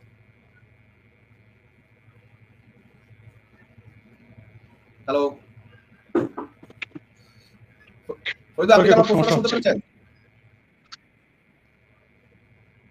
হ্যাঁ, আপনি কি ওয়াইফাই ইউজ করেন? ওয়াইফাই থেকে দূরে সরে গেছেন মনে হয়। এখন কি শুনতে পাচ্ছেন? হ্যাঁ, আমার নেটওয়ার্কে খুব সমস্যা হচ্ছে আজকে। জি আচ্ছা, আপনি কি আমার প্রশ্নটা শুনতে পাচ্ছেন? না, শুনতে পারিনি। আমি ভিডিওগুলো দেখালাম এবং এই ভিডিওতে একটা জিনিস দেখাচ্ছে সেটা হচ্ছে যে গোপালগঞ্জে যে হত্যাকাণ্ড গণহত্যা, সেই গণহত্যার পরিপ্রেক্ষিতে আওয়ামী লীগের যারা সমর্থক কর্মী সত্ত্বে তাদের ভিতরে একটা উদ্গীরণ হয়েছে, এবং এই উদ্গীরণের প্রতিফলন কি হচ্ছে এটা, এই প্রশ্নটাই আপনাকে আমি জিজ্ঞেস করেছি। নিঃসন্দেহে নিঃসন্দেহে এটা তো বর্তমানে এই মুহূর্তে যদি এই যে ট্যাঙ্ক নামানো না থাকতো, ওই যে তারা বলতো না যে আওয়ামী লীগ পুলিশ ছাড়া এসে দেখো, পুলিশ ছাড়া এসে দেখো, হ্যান্ড করেঙ্গা ত্যান করেঙ্গা, তারা কিন্তু এখন আর্মি মানে এখন শুধু বিমান বাহিনী নেওয়া বাদ রাখছে। তারা কথা কথা বলতো যে আওয়ামী লীগ পুলিশ ছাড়া পারে না, পুলিশ ছাড়া নাই দেখো আওয়ামী লীগ দেশ ছাড়া করবো। তারা কিন্তু এখন ট্যাঙ্ক কামান মানে বন্দুক রাইফেল এগুলো তো আছে, তাদের গুন্ডা বাহিনী তো আছে, তাদের রক্ষা পার্টি তো আছে। বললাম তো শুধু বাংলাদেশে মানে হাস্যকর ব্যাপার, মানে রাজনীতি নিয়ে এখন হাসি আসতেছে যে শুধুমাত্র বিমান বাহিনী ইউজ করার বাদ রেখেছে, বিমান হামলা ওই ইসরায়েলের মতো বিমান হামলা করার বাদ রেখেছে। আর কি তারা করে নাই আপনি দেখেন, যাদের 200 স্বাক্ষরের অনুরোধ নাই তাদের জন্য সেনাবাহিনী আসে। মানে এটা যে কিংস পার্টি না, এটা আগে তো শুনতাম যে কিংস পার্টি, আমার তো মনে হয় এটা আর্মিদের শাখা অথবা এসডিপির শাখায় আর্মি এরকম হয়ে গেছে এখন। তো এরা যদি না থাকতো সরকার তো 10 মিনিট টিকতো না। 10 মিনিট যারা মনে করে আওয়ামী লীগের লোক সব পালাই গেছে, ধরে নিলাম বাংলাদেশ থেকে 5% পালাই গেছে, তাদের কথাই ধরে নিলাম। আচ্ছা 95% আছে, তারা যদি 10% নামে সরকার থাকবে, সেনাবাহিনী না থাকলে আমি অবাক হয়ে যাই। নির্লজ্জের মতো যারা বলতো যে পুলিশ ছাড়া এসে দেখো ছাত্রলীগ, পুলিশ ছাড়া এসে দেখো যুবলীগ, পুলিশ ছাড়া শেখ হাসিনা নামিয়ে দেখো, এখন তারা আর্মি ঘুরে, তাদের ন্যূনতম লজ্জা নাই। আমি তীব্র নিন্দা জানাই এই যে 10 মাসে যে খুন হয়েছে, নিন্দা না শুধু প্রতিবাদ জানাই। আমি আজকের হরতালকে একজন সাধারণ নাগরিক হিসেবে, একজন সমালোচক হিসেবে না, শুধু একজন সাধারণ বাংলাদেশ নাগরিক হিসেবে হরতালকে সমর্থন করি। এবং আমি মনে করি 5 সেকেন্ড আর এই সরকারে থাকার অধিকার নাই, আমরা রাখতে পারি না। আমার কাছে প্রথমে যে হিসাবটা দিয়েছিল খুন এবং ধর্ষণ অপহরণের, আমি ভেবেছিলাম এটা বানানো বা গুজব, আমি মনে করছিলাম সত্যি কথা। এটা অনেক বড় বড় বুদ্ধিজীবীরা বলা বিশ্বাস করি নাই, আমি ভাবছি গুজব। কিন্তু আমি যখন এটা নিশ্চিত হয়েছি প্রশাসনের কাছ থেকে, আমি 1 সেকেন্ড এই সরকারকে দেখতে চাই না। কে আসবে কে যাবে কিন্তু এই মুহূর্তে নির্বাচিত সরকারের বাইরে আমি কোনো সরকার দেখতে চাই না। এবং অবশ্যই সেটা জামাত নয়, নিঃসন্দেহে সেটা জামাত না, জামাতকে আমি রাজনৈতিক দল মনে করি না। মুক্তিযুদ্ধ বিরোধী কোনো শক্তি ক্ষমতা সেটা আমি চাইবো না, চাইতে পারি না। আর এই বাংলাদেশের জনগণকে আহ্বান জানাবো, আপনারা ওই ভুল ট্রেনে উঠে গেছেন, এই যে আমাদের কিছু চিঙ্কু বাম বুদ্ধিজীবী এবং সুশীল কিছু বুদ্ধিজীবীদের কথা, ওই ট্রেন থেকে এখন নামেন।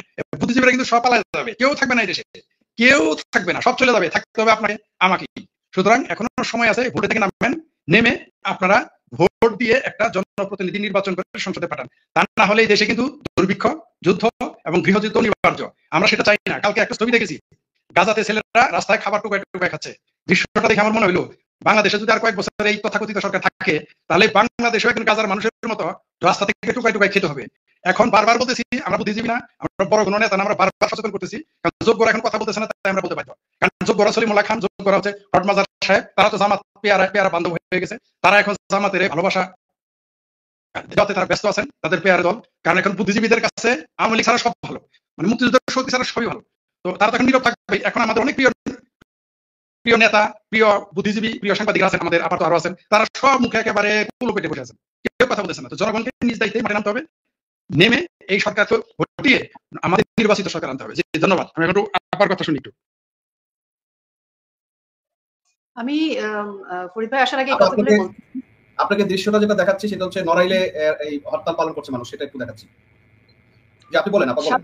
সাধারণ মানুষ তো রাস্তায় নামবেই খুব যৌক্তিক কারণে। দেখেন, লক্ষ লক্ষ শ্রমিক বেকার, বিদেশি বিনিয়োগ শূন্যের কোটায়। বাংলাদেশের প্রবাসী যে সমস্ত শ্রমিক ভাইরা কাজ করছেন বিভিন্ন জায়গায় কিন্তু চুক্তি বাতিল হচ্ছে, বাংলাদেশের ভিসা বাতিল হচ্ছে। আন্তর্জাতিকভাবে আমাদের বাংলাদেশের যে ভাবমূর্তি নষ্ট হয়েছে, সেই সব কারণে আমাদের কিন্তু এই মুহূর্তে আমরা বাংলাদেশি পরিচয়টাও কিন্তু একটা হুমকির মুখে চলে এসেছে ইউনুসের কারণে। এবং এই যে ভুখানাঙ্গা মানুষরা গাজায়, ফরিদ ভাই বললেন যে পরিস্থিতি, বাংলাদেশে এই পরিস্থিতি না হওয়ার কোনো কারণ নাই। কারণ একদম প্রায় 30 লাখ মানুষ যে দরিদ্র হিসেবে পরিগণিত হচ্ছে, কারণ হবেই না হওয়ার তো কোনো কারণ। আপনার যদি লক্ষ লক্ষ শ্রমিক বেকার হয়, সেই শ্রমিকদের পরিবারের হিসাব করলে তো আপনি দরিদ্র মানুষের সংখ্যা বাড়বেই। কারণ নতুন করে কোনো বিনিয়োগ হচ্ছে না, নতুন করে কোনো কলকারখানা তো হচ্ছেই না, বরং যেটা ছিল সেগুলো নষ্ট হয়ে গেছে, সেগুলো বন্ধ হয়ে গেছে। এই মানুষরা কোথায় যাবে? এদেরকে আপনি ক্ষুদ্র ঋণ দিয়ে আবারও এদেরকে আত্মহত্যার পথে পাঠাবেন? ক্ষুদ্র ঋণের ব্যবসা ভাববেন এদেরকে নিয়ে? সেই ফাঁদে ফেলছেন ইউনুস, তো সেই ফাঁদে ফেলছে এই মানুষগুলোকে। এখন এই সাধারণ মানুষদের কথা তো আর আমাদের ডিপ স্টেটের সুশীলরা বলবে না, কারণ ডিপ স্টেটের ডলার পাউন্ড তো তাদের পেটে। মানবাধিকার সংস্থা যে মানবতাবাদী হিসেবে এতদিন বড় বড় কথা বলেছেন, যারা বড় বড় সুশীল সেজেছেন, বড় বড় শিক্ষক সেজেছেন, বড় বড় কথা বলেছেন, তাদের তো পেটের মধ্যে ডলার পাউন্ড ঢুকে গেছে, ডিপ স্টেটের জামাতের টাকা ঢুকে গেছে। তারা তো মানুষের কথা বলবে না, জনগণের কথা বলবে না, রাষ্ট্রের কথা বলবে না। তারা বলবে কার কথা? ইউনুসের ইশারায় তারা কথা বলবে, ইউনুসের মতো করে তারা কথা বলবে, এনসিপির ভাষায় তারা কথা বলবে। এখন এই যে এই ভণ্ড প্রতারক, এই রাষ্ট্রদ্রোহী, গাজীপুরের জনসাধারণ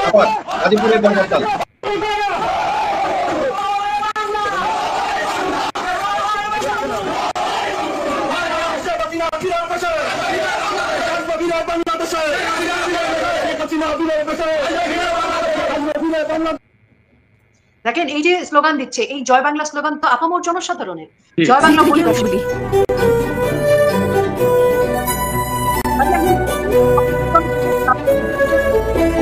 এখন থেকে আমি আর কাজে আসতে পারবো না ম্যাডাম। ম্যাডাম আসলে ওর বিয়ে ঠিক হয়ে গেছে তো ও আর আসতে পারবে না, তাই আমাকে বদলি দিয়ে যাচ্ছে। বদলি মানে? আমি তো থাকতে পারবো না ম্যাডাম। কিন্তু কাজ করতে পারবে। দেখেন যে কথাটা বলছিলাম যে এই জয় বাংলা বলেই কিন্তু 1971 সালে বাঙালি জাতি যুদ্ধে ঝাঁপিয়ে পড়েছিল বঙ্গবন্ধুর নেতৃত্বে। আজকে আপামর জনসাধারণ কিন্তু জয় বাংলা স্লোগান দিয়ে রাজপথে নেমেছে। আজকে আমরা যদি জুলাই 2024-এর আগে তাকাই, কোথায় ছিল বাংলাদেশ? বঙ্গবন্ধু কন্যার হাতে বাংলাদেশ নিরাপদ ছিল, বাংলাদেশের মানুষ খেয়ে পড়ে শান্তিতে ছিল। সেই বাংলাদেশের মানুষের আজকে মানে মানবেতর জীবনযাপন হচ্ছে।